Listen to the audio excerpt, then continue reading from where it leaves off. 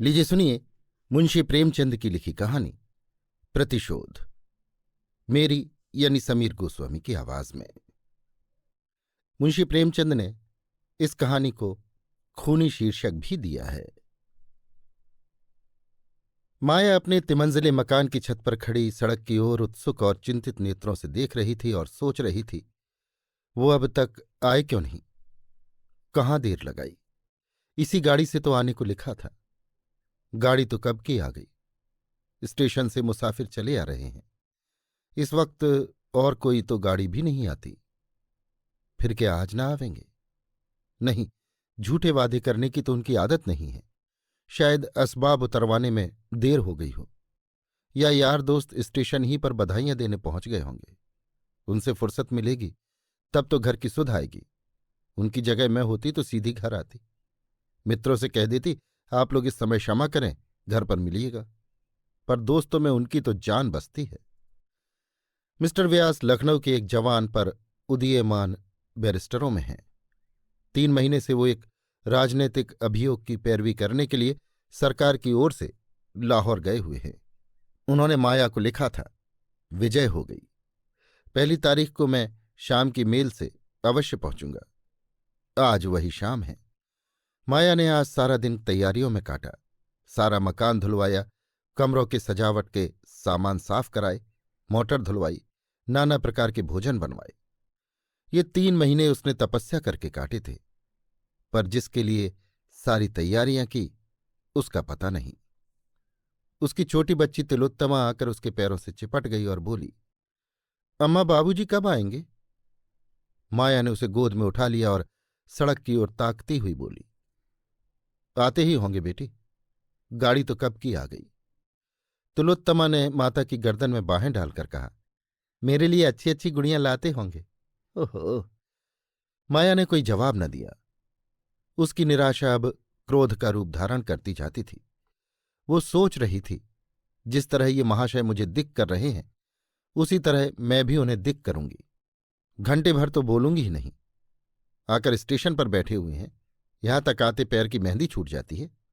कुछ नहीं, इनको मुझको जलाने में मजा आता है। इनकी ये पुरानी आदत है। अपने मन को क्या करूं?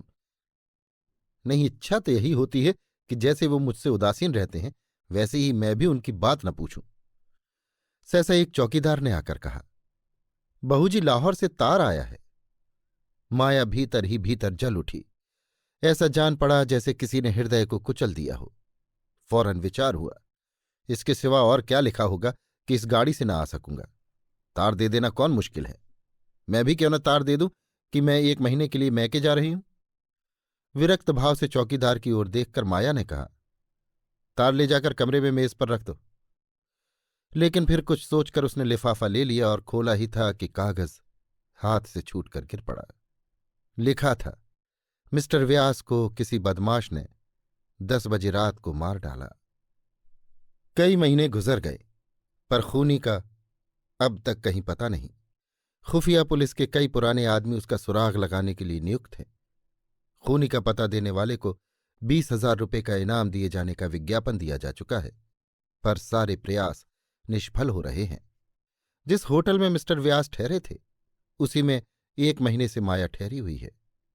इस कमरे से उसे प्रेम हो गया है। उसकी सूरत इतनी बदल गई है कि पहचानी नहीं जाती, पर उस पर दीनता या वेदना की जगह उन्माद की प्रचंडता झलक रही है। उसकी मत्त आंखों में अब खून की प्यास है और प्रतिकार की ज्वाला। यही उसके जीवन का ध्येय, उसकी सबसे बड़ी अभिलाषा है। जिस पिशाच ने उसका सर्वनाश कर दिया उसे अपने सामने तड़पते देखकर ही उसकी आंखें ठंडी होंगी। पुलिस साम दाम दंड भेद से काम ले रही है, किंतु माया ने अपने अभीष्ट की सिद्धि के लिए एक और ही साधना का आश्रय लिया है। मिस्टर व्यास को प्रेत विद्या का शौक था। उनकी सोहबत में माया को भी कुछ अभ्यास हो गया था। उस वक्त उसके लिए ये मनोरंजन का विषय था, पर अब यही उसका इष्ट हो गया था। वो नित्य प्रति तिलोत्तमा पर इसका अभ्यास करती थी। वो उस दिन का इंतजार कर रही थी जब वो अपने पति की आत्मा का आवाहन करके उससे घातक का सुराग लगा सकेगी। रात के 10 बज गए थे। माया ने कमरे में अंधेरा कर लिया था और तिलोत्तमा पर प्रयोग कर रही थी। सहसा उसे कमरे में किसी बुझते हुए दीपक के अंतिम आलोक के सदृश किसी वस्तु के अवतरित होने का आभास हुआ। माया ने पूछा, आप कौन हैं? तिलोत्तमा ने हंसकर कहा, क्या इतनी जल्दी भूल गई? मैं तुम्हारा मनमोहन हूं। आप खूब आए। मैं आपसे आपके हत्यारे का नाम पूछना चाहती हूं। उसका नाम है ईश्वरदास। कहाँ रहता है? शाहजहांपुर। माया ने मोहल्ले का नाम, मकान का नंबर, रूप, रंग सब कुछ विस्तार से पूछकर एक कागज पर नोट कर लिया। एक क्षण भर बाद तिलोत्तमा अंगड़ाई लेकर उठ बैठी। जब कमरे में फिर प्रकाश हुआ तो माया का मुखमंडल विजय के उल्लास से प्रदीप्त हो उठा था। उसी रात को माया शाहजहांपुर के लिए रवाना हो गई। माया की एक बहन शाहजहांपुर में रहती थी। ईश्वरदास का पता लगाने में कोई कठिनाई न हुई। माया को भय था कि कहीं प्रेतात्मा की बतलाई हुई बातें मिथ्या न हों। इसलिए जब उसे ईश्वरदास का घर मिला तो उसका हृदय आनंद मिश्रित भय से कांप उठा। कल्पना जगत की बात सम्मुख आ गई। अब उस कर्तव्य को पूरा करना पड़ेगा जो प्रत्यक्ष होकर और भी कठोर हो गया है। माया ने ईश्वरदास के घर के पास ही एक घर किराए पर ले लिया है। तिलोत्तमा अक्सर खेलती हुई ईश्वरदास के पास चली जाती है। ईश्वरदास अविवाहित है। तिलोत्तमा को देखता है तो गोद में उठा लेता है और खिलाने लगता है। खूनी के जितने लक्षण आत्मा ने बतलाए थे वे सब मौजूद हैं। वही पहनावा है, वही रूप रंग है, वही मुद्रा है, वही बातचीत करने का ढंग है। लेकिन माया को कभी कभी संदेह होने लगता है कि कहीं उसे भ्रम न हो रहा हो। ईश्वरदास इतना सज्जन, इतना हंसमुख, इतना नम्र, इतना खिदमत करने वाला आदमी है कि उसके हाथों किसी का मारा जाना असंभव सा मालूम होता है। एक बार तिलोत्तमा को थोड़ा ज्वर हो आया, फिर मालूम हुआ मियादी बुखार है। इन 10-12 दिनों में ईश्वरदास ने जितनी दौड़ धूप की उतनी शायद खुद बैरिस्टर साहब भी न कर सकते। तिलोत्तमा रात को बहुत बेचैन हो जाती थी, हाथ पांव पटकती, बकझक करती। तब माया घबरा जाती कि कहीं बच्ची को सरसाम न हो रहा हो। उस समय वहां ईश्वरदास के सिवा और कौन था जो अड़े पर काम आता। कभी कभी तो माया बदहवास होकर खुद दौड़ी हुई जाती और उसे बुला लाती। उसकी आवाज सुनते ही ईश्वरदास भागा चला आता और या तो उसी वक्त वैद्य के पास जाता या तिलोत्तमा को गोद में उठाकर टहलाने ले जाता। माया को अब ईश्वरदास से कोई पर्दा न था, कोई झिझक न थी। ऐसे दया के पुतले भी क्या किसी का खून कर सकते हैं? माया का संदेह दिन दिन बढ़ता जाता था। जब तक उसे निश्चित रूप से न साबित हो जाएगा कि यही खूनी है, वो केवल संदेह पर उसे प्राणदंड न देगी, दे ही नहीं सकती। एक दिन तिलोत्तमा की तबीयत कुछ अच्छी थी। वो जरा सा दूध पीकर सो गई थी। ईश्वरदास उसके पास ही एक मोड़े पर बैठा हुआ, उसे पंखा झल रहा था और माया खड़ी उसके मुंह की ओर देख रही थी। उसका जी झुंझला रहा था कि ईश्वरदास से क्यों उसकी जान पहचान हुई। आज अगर ये साबित भी हो जाए कि यही खूनी है तो भी क्या वो उसके उपकारों को भूल जाएगी? उस पर उसके हाथ उठ सकेंगे? उसने सशंक नेत्रों से ईश्वरदास की ओर देखा। वो मोड़े पर लेटा लेटा झपकियां ले रहा था। धीरे धीरे उसके हाथ से पंखा छूटकर गिर पड़ा। उसका सिर एक ओर झुक गया और उसकी नाक से खर्राटे की आवाज आने लगी। माया को उस समय ईश्वरदास की सूरत देखकर भय सा लगा। नींद की गोद में सुख और विश्राम का अनुभव करके आदमी का चेहरा कुछ खिल जाता है, लेकिन ईश्वरदास का चेहरा कठोर उद्दंड हो गया था। सहसा वो बर्रा उठा, हाय हाय, मारो मत, मैं सब कुछ बदला दूंगा, सब कुछ। 1 मिनट तक उसकी सूरत ऐसी बिगड़ी रही मानो वो कठोर वेदना सह रहा हो। फिर उसने हाथ उठाया मानो अपने को किसी के वार से बचा रहा हो और बर्राने लगा, हाँ, वो सड़क पर खड़े थे, रात के 10 बजे थे। मैंने पीछे से जाकर, मारो मत, मारो मत कहता तो हूं, जाकर उन्हें गिरा दिया। ये कहते कहते ईश्वरदास चौंक पड़ा। उसकी आंखें खुल गईं। उसने अंगड़ाई लेकर कहा, क्या मैं सो गया था? माया की आंखों से ज्वाला निकल रही थी। वो कुछ न बोली। ईश्वरदास ने कहा, बड़ा बुरा ख्वाब देखा। माया ने मानो कब्र के अंदर से कहा, आप बहुत थक गए हैं, जाकर लेट रहिए। ईश्वर: हाँ, आज सारे दिन दौड़ना पड़ा, थक गया हूं। कोई जरूरत हो तो पुकार लीजिएगा।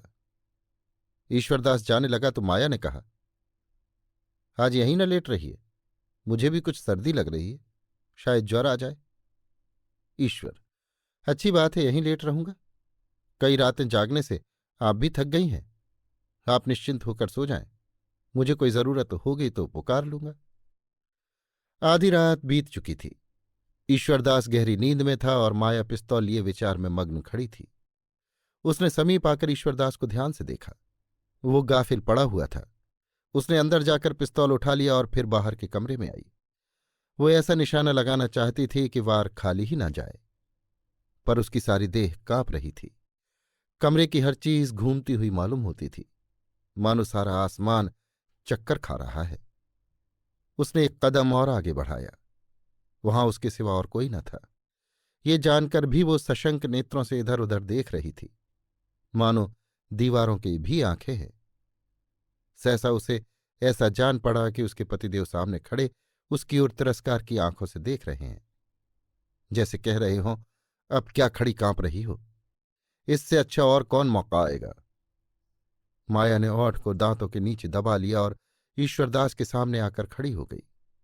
मगर ईश्वरदास की आंखें खुल गई थीं। माया की आहट पाकर वो चौंका और सिर उठाकर देखा तो खून सर्द हो गया। माया पिस्तौल की नली उसकी तरफ किए उसे हिंसा भाव से देख रही थी। वो चारपाई से उठकर खड़ा हो गया और घबरा कर बोला, क्या है बहन, ये पिस्तौल क्यों? माया ने कठोर स्वर में कहा, तुमने मेरे पति को कत्ल किया है। ईश्वरदास का मुख पीला पड़ गया। बोला, मैंने? हाँ, तुम्ही ने लाहौर में मेरे पति को मारा, जब वो एक मुकदमे की पैरवी करने लाहौर गए थे। क्या तुम इससे इनकार कर सकते हो? मेरे पति की आत्मा ने स्वयं तुम्हारा पता बताया है। तो तुम मिस्टर व्यास की पत्नी हो? हाँ, मैं ही उनकी अभागिनी पत्नी हूं, और तुम मेरा सुहाग लूटने वाले हो। तुमने मेरे ऊपर बड़े एहसान किए हैं, मैं उन्हें ना भूलूंगी, लेकिन एहसानों से मेरे दिल की आग नहीं बुझ सकती, ये तुम्हारे खून ही से बुझेगी। ईश्वरदास एक क्षण तक शांत खड़ा रहा, फिर दीन भाव से देखकर बोला, अगर आपका यही फैसला है तो लीजिए, सिर हाजिर है। अगर मेरे खून से आपके दिल की आग बुझ जाए तो मैं स्वयं उसे आपके चरणों पर गिरा दूंगा। लेकिन जिस भांति आप मुझे मारना अपना धर्म समझ रही हैं, उसी तरह मैंने भी मिस्टर व्यास को मारना अपना धर्म समझा था।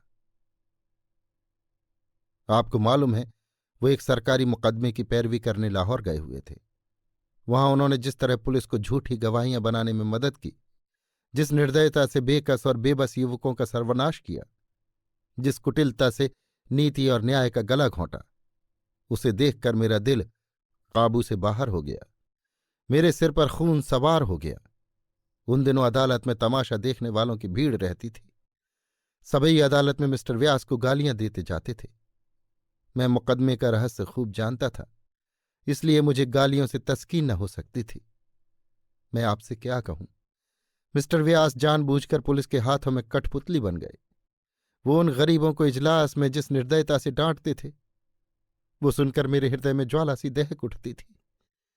आज कितनी माताएं अपने लालों के लिए खून के आंसू रो रही हैं, कितनी देवियां रनापे की आग में जल रही हैं, केवल इसलिए कि मिस्टर व्यास ने पुलिस के हथकंडों को सच्चा साबित कर दिया। पुलिस कितनी ही बुराइयां करे, हम परवाह नहीं करते। इसके सिवा पुलिस से हम कोई आशा ही नहीं रखते। सरकार ने उस महकमे को खोला ही इसलिए है कि गरीबों को तंग करे, जिसे जरा भी सिर उठाकर चलते देखे कुचल दे। मगर वकीलों से हम न्याय की आशा रखते हैं, हम उनका आदर करते हैं, उन्हें अपने समाज का नेता समझते हैं। जब ऐसे आदमियों को हम पुलिस की तालों पर नाचते देखते हैं तो यही जी चाहता है कि ऐसे देशद्रोहियों का खून पी जाएं। मैं मिस्टर व्यास का बड़ा भक्त था। एक बार मैं उनका व्याख्यान सुनकर दंग रह गया था, मगर जब मैंने उन्हें बेगुनाहों की गर्दन पर छुरी फेरते देखा तो मुझे उनसे घृणा हो गई। बेचारे गरीब मुल्जिम रात रात भर उल्टे लटकाए जाते थे, केवल इसलिए कि जो अपराध उन्होंने कभी नहीं किया उसे स्वीकार कर ले। उनकी नाक में लाल मिर्च का धुआं डाला जाता था। मिस्टर व्यास ये सारा अत्याचार केवल देखते ही न थे, बल्कि ये सब कुछ उन्हीं के इशारे से होता था। माया खिसियानी होकर बोली, आपके पास इसका कोई सबूत है कि उन्होंने लोगों पर ऐसे अत्याचार किए? ईश्वरदास ने उत्तेजित होकर कहा, वो कोई छिपी हुई बात न थी। लाहौर का बच्चा बच्चा जानता है, मैंने खुद अपनी आंखों से देखा। इसके सिवा मैं और क्या सबूत दे सकता हूं कि उन गरीबों का इतना ही अपराध था कि वे भारत के सच्चे सेवक थे, अपना सारा समय शिक्षा प्रचार और परोपकार में लगाते थे, खुद कुचले जाते थे पर गरीबों को सख्तियों से बचाते थे, खुद फाके करते थे पर भूखों को खिलाते थे। यही उनका अपराध था और इसी अपराध की सजा दिलाने में मिस्टर व्यास पुलिस के दाहिने हाथ बने हुए थे। माया ने पिस्तौल जमीन पर रख दिया और सिर झुकाकर सोचने लगी। उसका नारी हृदय अत्याचार का ये वृत्तांत सुनकर कातर हो उठा। वो जब किसी कोचवान को देखती थी कि घोड़े को बेतरह पीट रहा है तो उसे क्रोध आता था कि कोचवान को कोड़े लगवाए। कोई पुरुष अपनी स्त्री को पीटता था तो ये खबर सुनकर उसका चित्त उस स्त्री के लिए दुखी हो जाता था, लेकिन जब उसे मालूम हो जाता था कि ये घोड़ा अड़ियल है और स्त्री कुल्टा, तो उसका क्रोध उलट पड़ता था। यही दशा इस समय भी उसके मन की हो रही थी। ईश्वरदास ने फिर कहना शुरू किया, ये न समझिए कि मैं आपके पिस्तौल से डरकर मिस्टर व्यास पर झूठे आक्षेप कर रहा हूं। मैंने कभी जीवन की परवाह नहीं की। मेरे कौन रोने वाला बैठा हुआ है जिसके लिए मौत से डरूं? अगर ये माजरा सुनकर भी आप समझती हैं कि मैंने मिस्टर व्यास के साथ अन्याय किया है तो पिस्तौल उठाकर इस जीवन का अंत कर दीजिए। मैं जरा भी न झिझकूंगा। पुलिस की आंखों में तो मैं खूनी हूं, लेकिन मैं पुलिस की परवाह नहीं करता। जनता की आंखों में मैं बेकसूर हूं। अगर पुलिस मेरे खिलाफ कोई गवाह चाहे तो नहीं पा सकती। मैं खुद अपने को खूनी नहीं समझता। बस आप ही के ऊपर फैसला है। आपका फैसला अगर मेरे खिलाफ है तो मैं आपके सामने यहीं इसी पिस्तौल से अपना अंत कर लूंगा। ये कहते हुए ईश्वरदास ने जमीन से पिस्तौल उठा लिया और उसकी नली अपनी तरफ फेर कर माया की तरफ देखने लगा। माया ने सिर उठाकर नरमी से कहा, पिस्तौल रख दीजिए। मैं आपका फैसला सुनना चाहता हूं। इसका फैसला ईश्वर करेंगे। मुझे अब आपसे कुछ नहीं कहना है। मैं उन्हें ऐसा न समझती थी। आप मुझे उन घरों का पता बता दीजिए जो मेरे पति के हाथों बर्बाद हुए हैं। शायद मैं उनके अत्याचार का कुछ प्रायश्चित कर सकूं। अभी आप सुन रहे थे मुंशी प्रेमचंद की लिखी कहानी प्रतिशोध, मेरी यानी समीर गोस्वामी की आवाज में। मुंशी प्रेमचंद ने इसी कहानी को एक और शीर्षक दिया है, खूनी।